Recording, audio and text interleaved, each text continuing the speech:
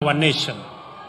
The bottom-up economic transformation agenda fully recognizes that shared prosperity is guaranteed in our time as so long as it is driven by clean, green growth.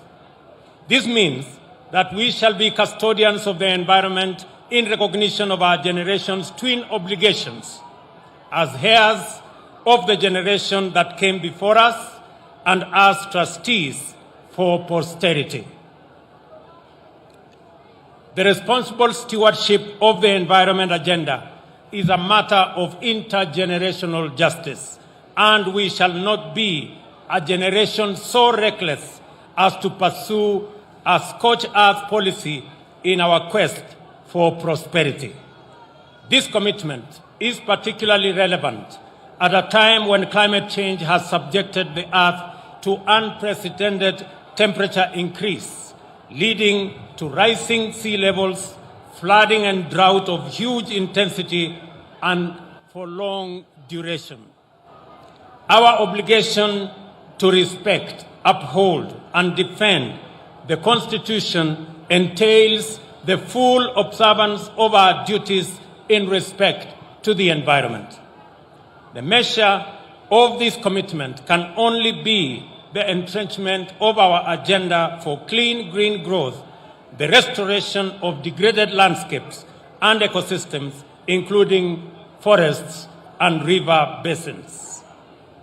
Mountains of rotting garbage, innumerable kinds of harmful refuse dumped in rivers and streams, and dust and smoke have over time become the defining characteristics of Nairobi in particular and urbanization in Kenya in general. This state of affairs has led to various undesirable developments. The centralization of heavy metals and assorted toxins in the soil, air, and water has reached dangerous levels, putting the well-being of residents in great jeopardy. The story of the governor of Makueni tells it all. Nothing symbolizes the regrettable environmental degradation in our city better than Nairobi rivers, which have become channels of murky and toxic streams and not the fresh, clear, cool waters. Once the rivers abound with variety of aquatic life that is non-existent today. To put Nairobi and its river basin's ecologically crisis in perspective, let us recall that the city is an anglicized pronunciation of Enkare Nyarobe, which in Kimasai means the river of cool waters. For the Maasai, a famous pastoral community, this name was not only a fair description, but also high praise for a river basin where Morans watered their herds and flock with absolute confidence that pollution and toxicity were non-existent. Today, no one, not even the most reckless among us, can dare so much as taste the water in any stream in Nairobi river system. It is discolored, smelly, often corrosive and toxic. This state of affairs must come to an end, and the unsafe and unhealthy environmental situation must be corrected to restore Nairobi to its true identity. We have resolved that the city must not only reclaim its glorious reputation as Africa's green city in the sun, but also live up to its ancestral identity as the river of cool, fresh, and safe waters. This commitment is emphatic and unambiguous.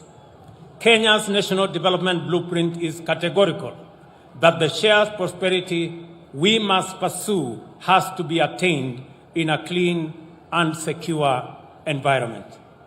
The preamble to our Constitution has made it clear that a shared consciousness of our respect for the environment is our heritage and collective determination to sustain it for the benefit of future generations.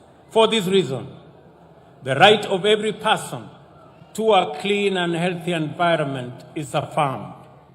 Article 42 of our Constitution gives the right to protect the environment for the benefit of the present and future generations, and also to have environmental obligations.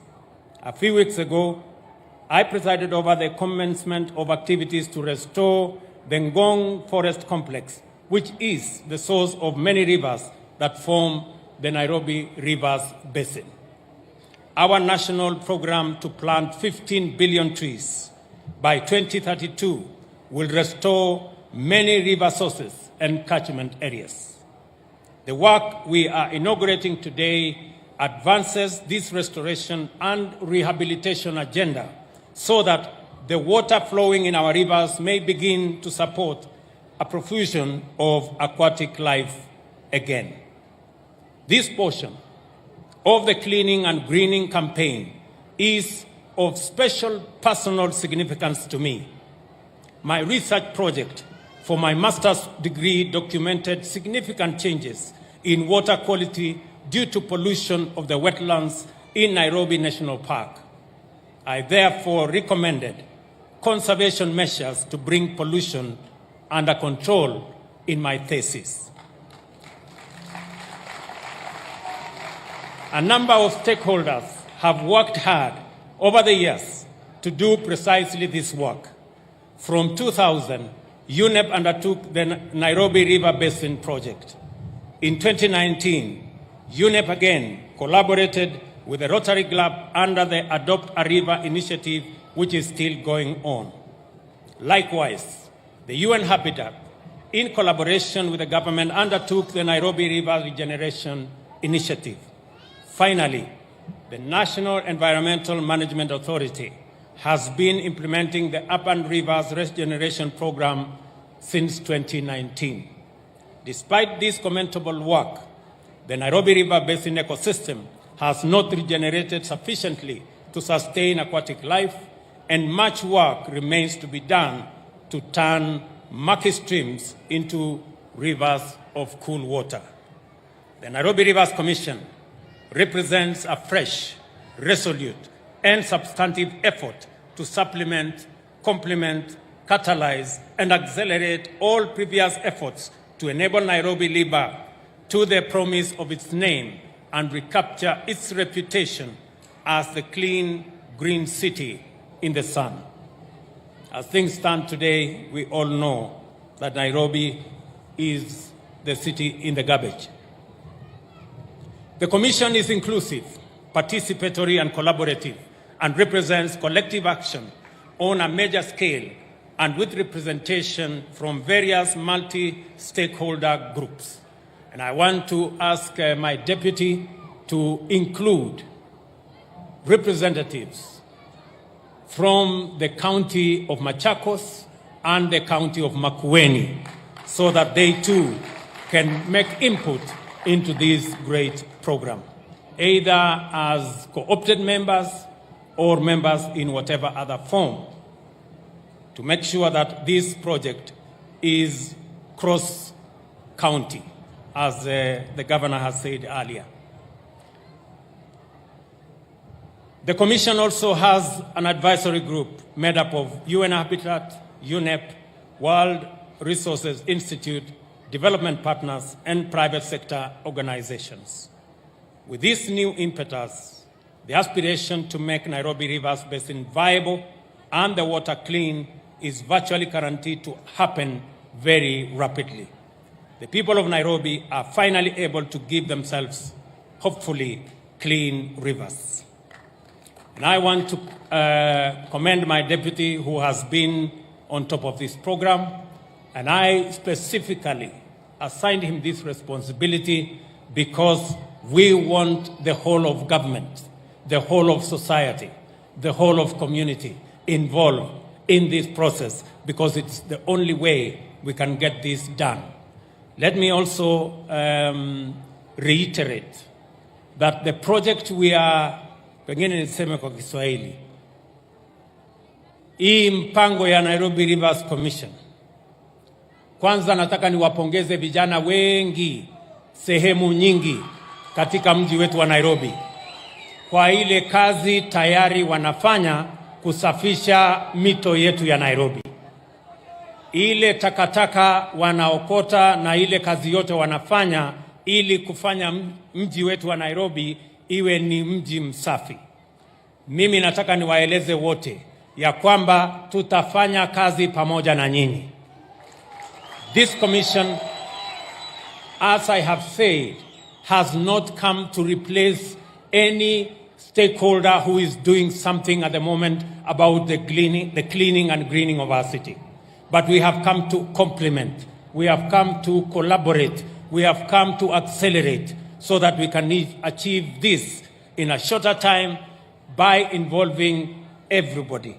Let me also say, for the avoidance of doubt, that the government of Kenya, under the Ministry of Environment, is partnering with the County of Nairobi so that we can hire 12,770 young people and women in Nairobi City. From the 15th of next month, they are going to participate in the cleaning and greening and especially growing trees in the city of Nairobi. We are partnering because we believe that this is an all-of-government program that involves both the national and the county government.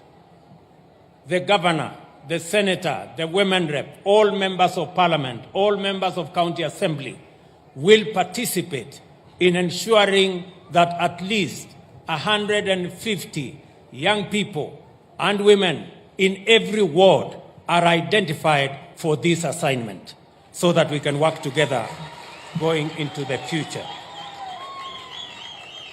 Let me also assure you that those who are currently pouring sewage into our rivers will shortly have no excuse. Because, just to respond with what Vile Sakaja amesema, kwamba tuko na mpango kamili. Tulikuwa na mpango ya kujenga manyumba Kenya. Hiyo mpango ilikwama pale nyuma kwa sababu ya kukosa focus. Tumeanzisha hiyo mradi sasa, tayari nyumba 29,000 tunajenga hapa Nairobi. Na nimesema wakati tunajenga hizo manyumba hapa Nairobi, nafasi ya ajira kama ni nafasi 70,000, vijana wa mitaa watajumuishwa katika kazi hiyo ya kujenga manyumba zetu. Tumesema vile vile vijana ambao wanafanya kazi ya jua kali, wale wanajenga madirisha, wale wanajenga milango, wale wanafanya kazi hiyo ingine yote ambayo inahitajika katika shughuli hiyo, wawe ni vijana ambao wanapatikana katika kila sehemu. Kama manyumba inajengwa Nairobi, na watu wa Nairobi ndio watashughulika na hiyo kazi ya kujenga hiyo manyumba. Vile vile tumekubaliana ya kwamba wakati tunajenga hizo manyumba lazima pia kuwe na sewage system. Na mimi nataka niwatangazie watu wa Nairobi, tayari tuko na mradi wa bilioni 22 ya sewage ya Nairobi City. Tuko na contractors 5 in one program, na tuko na contractors 4 katika program ingine kuhakikisha hasa Eastlands, hii Eastlands yote tuwe na sewage system. Na mimi nitamwambia governor wetu aunganishe Nairobi Water na Athi Water wafanye kazi pamoja kwa hiyo mpango, kwa sababu we have a program already funded by the Africa Development Bank and other development partners for the establishment, for the construction and for the installation of a proper sewage system, especially in Eastlands, so that we can manage sewage, we can manage waste, and it should never go to our rivers. Therefore, those who are polluting our rivers with sewage, I put you on notice, because that must stop.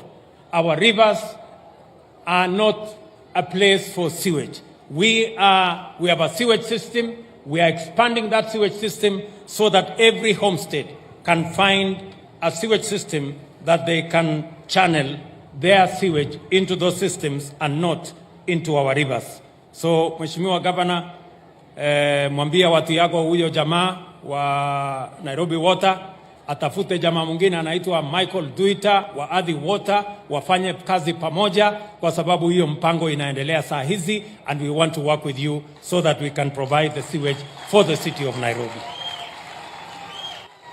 Nataka vile vile niseme ya kwamba mpango wetu ya kuhakikisha kwamba tunabadilisha Nairobi ni mpango ambayo hauwezi kusimama. Hata wakati tunapanga sasa hii mambo ya kusafisha mito yetu, tunataka every place, hasa nimeona hapa coach, wale watu wote wanaishi kando kando ya hiyo mito, nyumba zenu tutawajengea nyumba mpya ambaye mtaishi kule. We are going to make sure that this regeneration program of our rivers will include the regeneration of our housing development in those areas. Kwa hivyo nimekuta jamaa pale alikuwa anaishi kwa nyumba kidogo iko mabati sijui namna gani. Mimi nataka nimwambie huyo jamaa na wale wengine wote ya kwamba mpango wetu wa housing pale tutawajengea nyumba, mutalipa shilingi 3,000 peke yake kila mwezi, na baada ya miaka 15 hiyo nyumba inakuwa yako, sio ya kukodesha na kulipa. Nyinyi mnanielewa? Tunaelewana? Nairobi tunaelewana? Na hiyo kazi tutafanya kwa sababu mumetupatia nafasi ya kushughulika na hiyo kazi. Gavana pia amezungumza kuhusu hii hospitali ambaye ilianzishwa karibu miaka 25 iliyopita. Mimi nataka niwaeleze ya kwamba hii hospitali in the next 1 month, hii hospitali itafanya kazi kwa wananchi wote.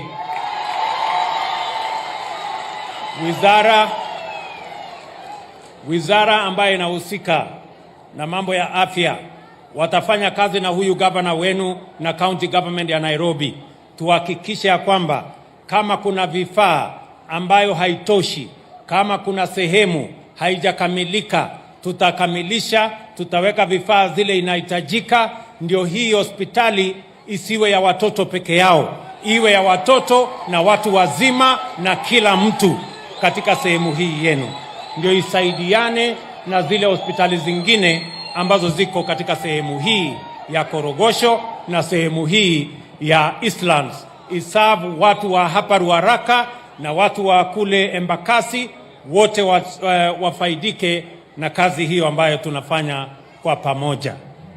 Mwisho, mimi nataka niwaeleze pia wangwana wa Nairobi. Sasa tunakamilisha ile bomba la maji ambaye tunaita Karemenu. Tumekamilisha na maji ya Karemenu imefika hapa Nairobi 24,000 liters every day. Ile ambayo tunakamilisha sasa ni ile ambayo inatoka Kabete, ile inaitwa Northern Collector. Na hiyo in the next 1 month tutakuwa tumekamilisha, na tutaongeza maji ambayo itafika Nairobi kwa sababu mvua itanyesha. Na vile vile niwahakikishie ile ingine ambayo ilikuwa imekwama ya Ruiru tu, hiyo pia nimeikwamua. Nimezungumza na serikali ya kule Ufaransa na wamerudisha pesa yetu kwa wakora ambao walikuwa wameiba, na sasa tutatengeneza hiyo bwawa na mpate maji hapa Nairobi. Tunaelewana jameni? Nairobi tunaelewana? Mimi nataka niwahakikishie ndugu zangu watu wa Nairobi, hii Nairobi kwa mapenzi ya Mungu, inshallah tutabadilisha hii Nairobi tukifanya kazi pamoja na nyinyi.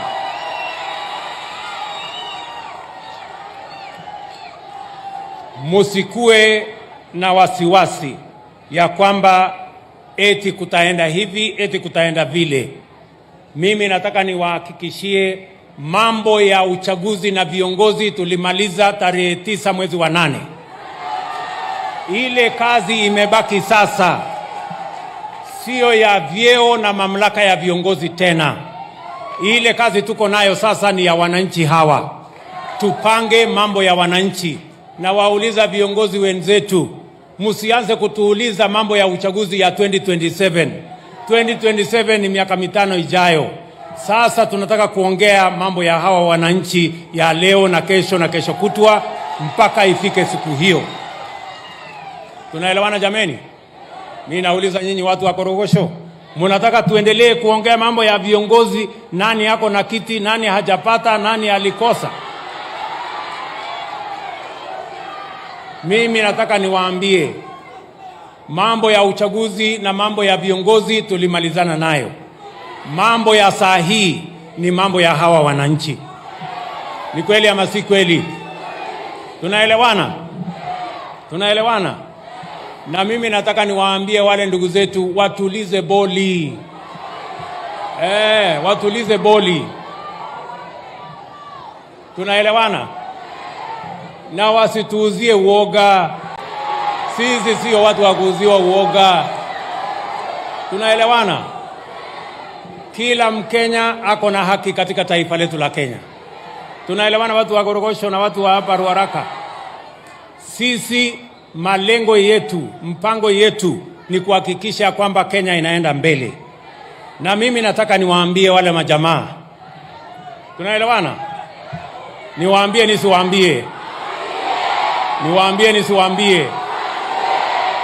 Nataka niwaambie wale majamaa. Nyinyi mulikuwa na miaka 5 ya handshake na mambo yenu. Bei ya unga ikafika shilingi 230. Saa hii tumeteremusha imefika 180. Watupatie nafasi itakuja 140. Watupatie nafasi itakuja 120. Wawache kimbelembele walikuwa na nafasi yao wakaharibu. Mimi nataka niwaambie wale majamaa. Na waambia wale majamaa walituacha na madeni kibao. Karibu nchi yetu iteleze ingie mahali ambapo ya kukwama. Saa hizi tumeanza kupunguza madeni. Katika budget ya mwaka huu tumepunguza bilioni 300 ya madeni. Hata wale walikuwa wametufungia katika masoko ya kitaifa, katika international financial institutions, saa hizi hata interest rate ambayo ilikuwa imefika 17%, saa hizi tumeteremusha imefika less than 10% kwa ile soko ya kimataifa. Mimi nataka niwaambie hawa majamaa, si wanajifanya ati wao ndio majogoo wa Nairobi. Nairobi gani? Nairobi hii ya mto chafu na takataka na mambo ya machafu kama haya. Mimi nataka niwaambie watupatie nafasi, tufakie chafu ya Nairobi, tuondoe takataka na sewage kwa Nairobi River, tuwaonyeshe vile city ya Nairobi inafaa kukaa, sio ile city wamezoea ya takataka na chafu na sewage. Tunaelewana jameni? Watupatie nafasi, tubadilishe Nairobi. Mtu wa Nairobi asilipe rent miaka yote. Mtu wa Nairobi aanze kulipa mortgage baada ya miaka 15 awe na nyumba hapa Nairobi. Kila mtu awe na nyumba hapa Nairobi. That is the city we want. Tunaelewana jameni? Kwa hivyo hawa jamaa watulize boli. Ama mnasemaje? Ati wanataka kututisha na maandamano. Watafanya maandamano mpaka watachoka. Kwa sababu tunawaambia hatuwezi kukubali.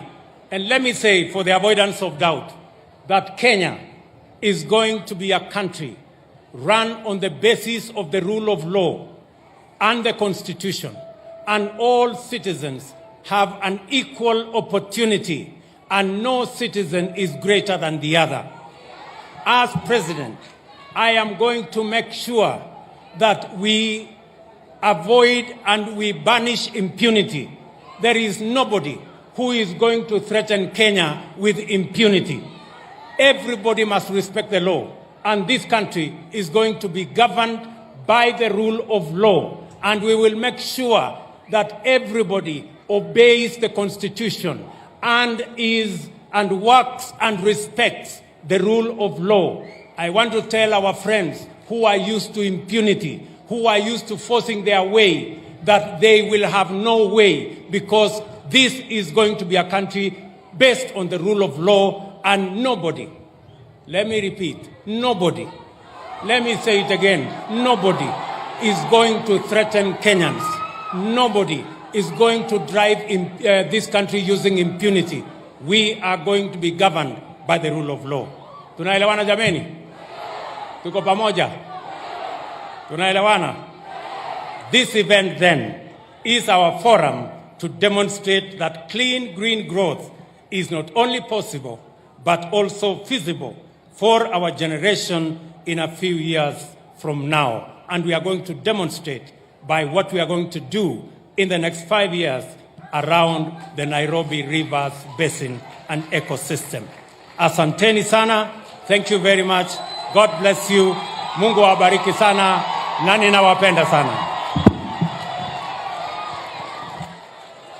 Thank you very much, Your Excellency. Tumpigie makofi tafadhali Rais wa Jamhuri ya Kenya. And Your Excellency, with your permission, I'll request that we have 2 photos. Kindly, let's have the commission, now unveiled commissioners, to kindly come on stage very quickly.